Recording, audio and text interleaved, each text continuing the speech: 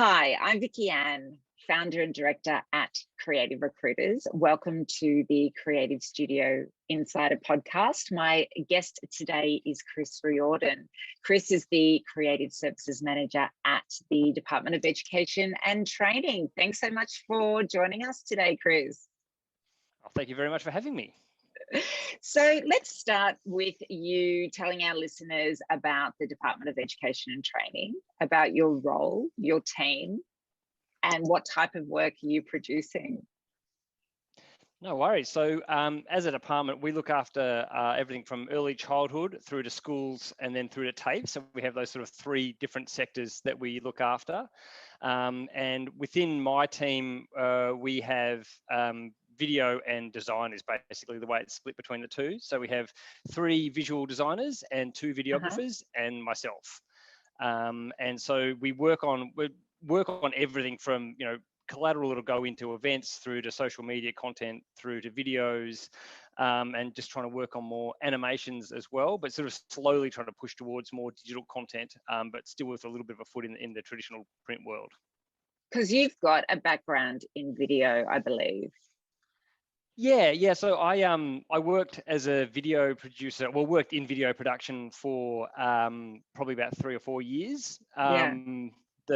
For those who don't know, the career progression within video and TV is that you go into a job for very little amount of money and then work your absolute backside off to a point where you're earning decent money, and then you get made redundant and you go somewhere else and you get paid very little money and you work your backside off.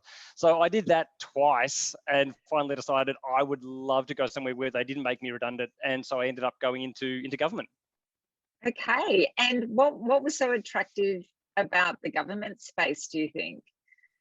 At that stage, my wife and I were expecting our first child, and I thought, hey, it'd be great if I had a job where I didn't get fired. It was probably a little bit of stability, like the hours and things I was working at that stage in video and TV was too much. Yeah, and it was just a chance to try something a little bit different. And at that stage, I was just doing print collateral, so I was working for print, and then sort of merged across into general comms. And then in Victoria, we had the Black Saturday bushfires. And at that stage, I was working for the Department of Health and Department of Human Services, as now the Department of Health and Human Services. And we were just doing this incredible work that I sort of knew was not going to be, like, you can't come back to that and talk about it retrospectively. You kind of need to go out and capture what's happening at the time. And so I said to my boss at the time, hey, do you want me to go out and capture some of this? And they said, yep, sure. So I took my own little video camera out and then got some footage and edited it at home, and they loved it. And they said, well, could you do this on a more long-term basis? And so, yeah, I started doing video as 20% of my job, and then it became 40% of my job, and then it became my entire job. And then it became like a team of 2 there, and then I moved across to DET to run the video and social team about 3 years ago. How have you found during the COVID period the increase in the use of video and motion graphics? Yeah, I mean the motion graphics is definitely a move, but it's driven a little bit by the way the trends are going, but I think it's also driven by the fact that a lot of people couldn't go out and film stuff, so you suddenly had to rely on assets that you had to hand, and so if that meant creating them through an animation, that was the way you had to do it. And it is also it's a bit easier to get everything that you want into a shot in an animation than it is to go out and film it and hope that you can get everything that you need. So yeah, it does have that bonus, but the sort of flip side to it is that it is a lot more time consuming, and it is probably a lot more intensive as well. But yeah, so that was something we definitely started doing a lot more animation during the time during COVID, and also because we sort of had the capacity to train up on it. Often if you're running at full tilt, you don't get the time to sort of step outside of your normal work and learn how to use the program. So that was actually quite handy for us. And before we jumped on air, you mentioned that, your team has been operating effectively from home. Have you or your team found it challenging to have those essential creative conversations and collaborative brainstorming while you've been working remotely, or has it been the opposite? I think sadly it's probably somewhere in between the two. I think when like we sort of only came together as a team a few months before everything started, so we were still finding our feet a little bit. And so one of the first things we did when everyone was started working from home was to have a daily whip, and that has been an integral part of everything we've done since. Like, it was just that chance to catch up and to have those conversations. I do still think there is probably something visceral that happens when you're meeting with people and you have those chats that you do miss out on, and I think that's a little bit harder. But I think, yeah, it's just a question of adapting through to it, and sort of, yeah, I think without being able to read some of those visual cues, the conversations do take a little bit more time to get to the point where you want them to be. But I don't think we've missed out on anything necessarily. Do you think creativity is contagious and that's why we all need to be together? I think there is definitely something that happens when people are in a room talking about a thing. I think that is definitely something you can't replicate. But it's not that without that you can't get it created. And I think sometimes being at home, you're exposed to a lot more stuff you probably wouldn't have been exposed to before. And so suddenly, you've got different ideas, different perspectives and things like that, which can actually be really positive. And, if you're sitting in a meeting room, no one's going to go, hang on a sec, let me show you this video and get everyone to crowd around. But if you're on a video chat, it's like, oh, cool, well, I saw this the other day. Suddenly everyone's sharing it, looking at it at the same time. So yeah, there are definitely swings and roundabouts. But I don't think creativity has necessarily been a big loser during COVID. No. And as the studio manager, what tools have you needed to use that perhaps you weren't using before to bring that studio feeling together whilst working offsite? Just a lot of yelling, I think. No, that has been tricky. I think it's been as much about probably trying to create an environment where people are happy to pitch in ideas. I think that's the part that, as long as you've got people who feel comfortable trying to come up with ideas, then the process can start and you can take it from there. So that's been a big part of it, is just trying to make sure that everyone felt comfortable pitching in ideas. But then from there, yeah, it's been like, we use Monday.com within our team, within our broader division, for sort of tracking projects. But in terms of the creative side of it, is a lot more just bouncing ideas off each other and sort of being willing to run with an idea and get it to a point where we can actually see if it's working. And if it's not, so be it. But 9 times out of 10, if you've got a few different people working on the one project, it'll come together nicely. Do you think that's tech that you'll keep once you're all back in the office together? Yeah, I hope so. I think, I don't know when we'll all be in the office together. And I think a lot of us have found massive pros to not being in the office all the time. So I think that it's going to have to be adapting to that hybrid model. That's going to be probably even trickier. I think if it were a flat out, everyone's back in the office, we can adapt to that. If everyone's at home, you can work to that. But it's when you're sort of in between those two stages that it is really hard. And I think the other thing is that we've been able to do the collaborative stuff within our team, but we're a relatively small team. What we probably haven't been able to do as well was to go out to our, the program areas and the other parts within the comms division and work collaboratively with them. That probably hasn't been as strong as it has been in the past. How many projects would you and your team be managing at any one time? Yeah, it really is feast and famines. It can really vary. We probably, we have a time of year when we're doing a lot of events, and that is probably our busiest time of the year. And so with that, it might only be 3 or 4 events, but the amount of collateral that comes out of it is, dazzling. I'd say that we're probably always working on, whether you call like a social tile, like a project, probably not so much. Yeah. But yeah, I'd say, we would have at least probably 10 that we're working on every week, and then that would ramp right up to sort of 40 or 50 depending on how much stuff is coming through. And a little birdie told me that one of your hobbies that you're really passionate about is photography. How important do you think photography is to design in general? Is it becoming more important or less important, do you think? Oh, yeah, I've got a vested interest, so I think it's very important and everyone should pay photographers a lot. I think that for as we do more and more stuff on social media, I sometimes feel as though the photos have a slightly higher value than a lot of the other assets, because they can be used multiple times in multiple different forums and formats, and they can kind of be repurposed a lot easier than video can be, and can be produced a lot quicker than an animation can be. So yeah, I really love using it, and I think that it is a really easy way to add some humanity to anything, is to have a nice photo of someone in there. So I think that works really well. But Great. it is also that tricky thing of everyone's a bit of a photographer and everyone's got a phone. So yeah, trying to find that balance between getting a nice shot, getting it used, but yeah, also having to make sure that it actually works for what, you're not just using it for the sake of using it, it actually does have a purpose. But yeah, I definitely love using the photography, and the more we use it, the more people want it. That's the only other tricky part. You've brought a lot to this role since you've been there. In your opinion, what are the most important attributes of successful studio managers, do you think, particularly in this current climate? Oh, I don't know one. So I think, look, I think a lot of it, it's certainly over the last year, I think it has just been a lot of those, the soft people skills. Like I do think, like, the work will get done.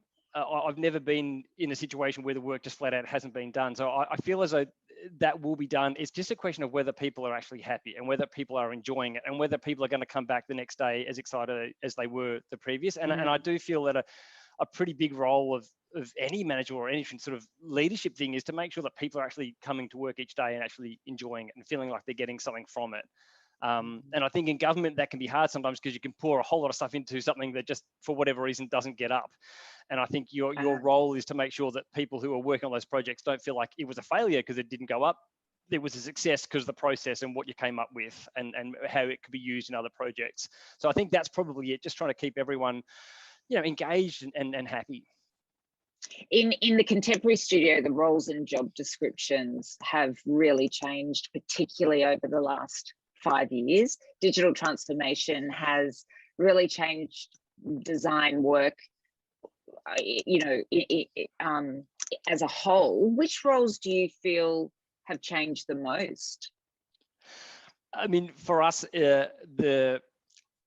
one of the big changes we've made is our graphic designers have become visual designers. And, that can be as simple as a change of title, but the reality is it is really moving towards that idea of everything has to have a digital application. Like, it needs to be able to be used ideally on multiple platforms, and in multiple ways. So how can you come up with an asset and make sure it can be used across the social, on a web banner, it can be used in print collateral, it can be used, built into an animation, all that sort of stuff. So I think that's the tricky part, and that's, for us, that's what we've been trying to do, is to try and make sure our designers are having a thought with an eye for the full range of products that whatever we're going to create could go out on.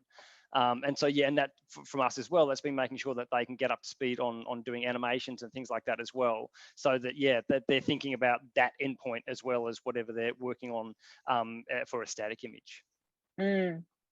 I've heard many people say that design is a living discipline.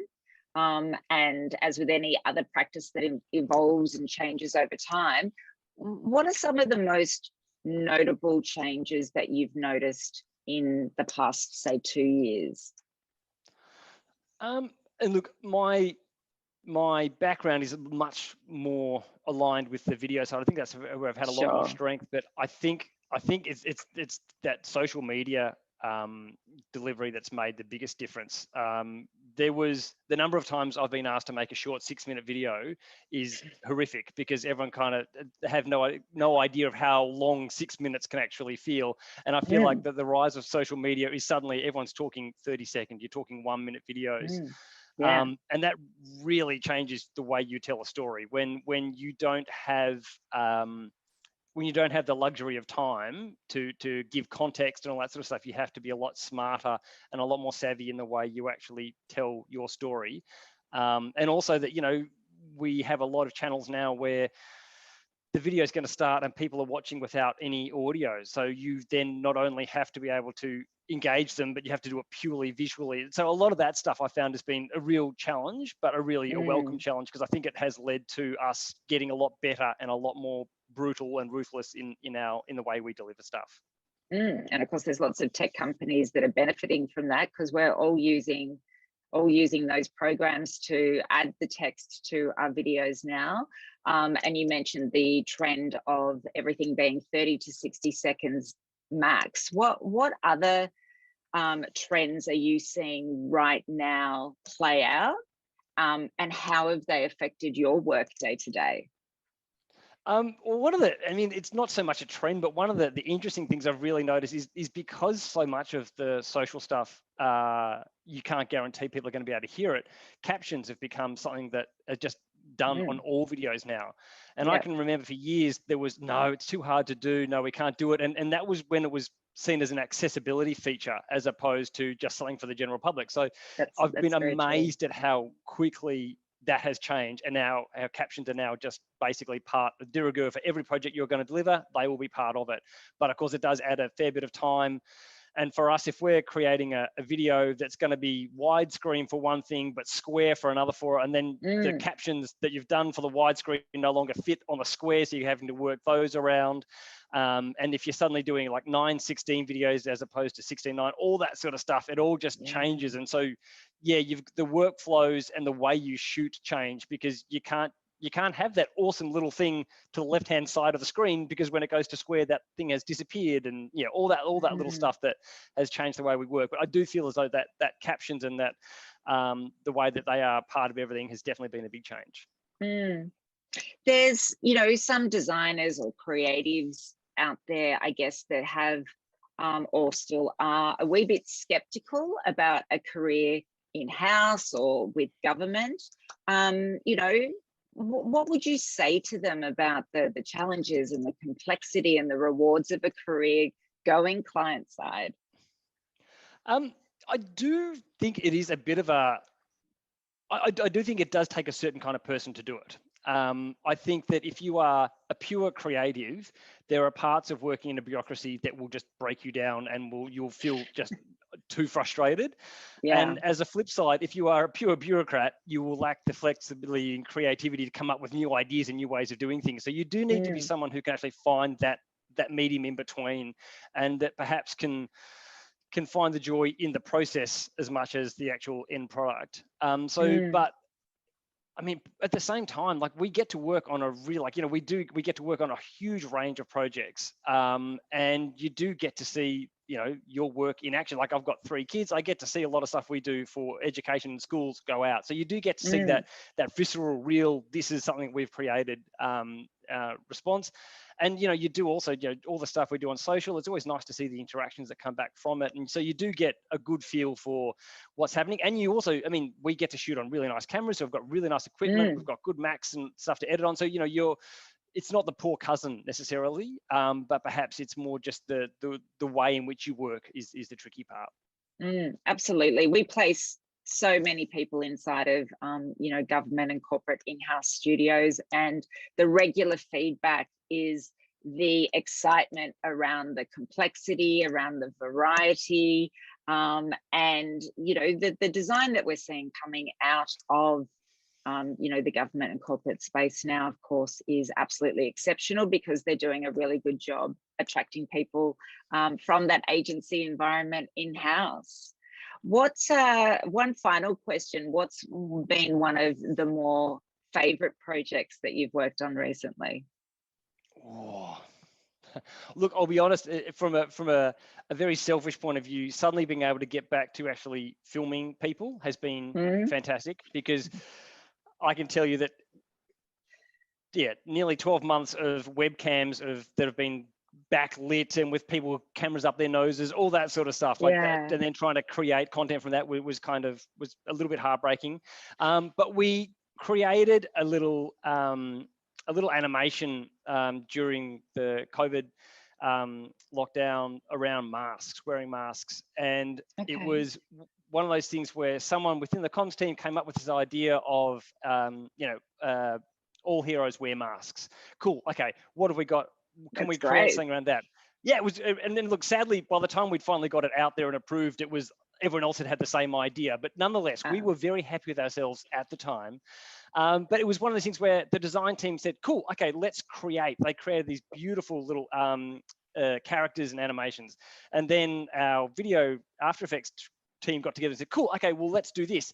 And so we got to create something in a really short turnaround. It was using the best parts of both of the team to come up with something that was really fantastic and got engagement and people were interested. And it's just one of those projects where everything fell into place. And as a result, everyone was really happy. And you don't get a whole lot of those. So you've got to really enjoy it when they do. You love what you do, don't you, Chris? I can feel it through the Zoom. When it works, yes, I do. There are times when I spend weeping in the corner, but no, the majority of the time, I mean, look, you know, if you get to work, if you get to do something creative with the relative safety of working in government, like to me, yeah, it is the best of both worlds. Yeah, absolutely. Chris, thank you so much for your time today. It sounds like you've got a fabulous team. I do indeed. Thank you very much for giving me the time to have a chat. You're welcome. You take care. See you soon. Take care. Bye. Bye.